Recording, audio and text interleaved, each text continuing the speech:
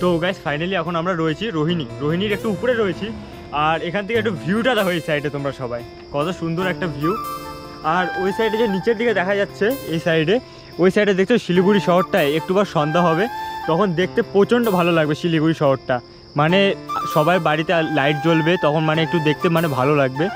আর এখন আমরা আছি একটু রোহিণী থেকে একটু উপরে আছি, প্রায় 10 থেকে 12 কিলোমিটারের মতো হবে। আর আজকে হলো ইন্ডিপেন্ডেন্স ডে, তোমাদের সবাইকে আমার তরফ থেকে হ্যাপি ইন্ডিপেন্ডেন্স ডে। তো বাড়ি থেকে বেরোয়েছিলাম প্রায় 11টার সময়, এখন বাজে প্রায় 6:30। এখন আমরা পাহাড়েই রয়েছি, তো পাহাড় থেকে এখন নামতেছি।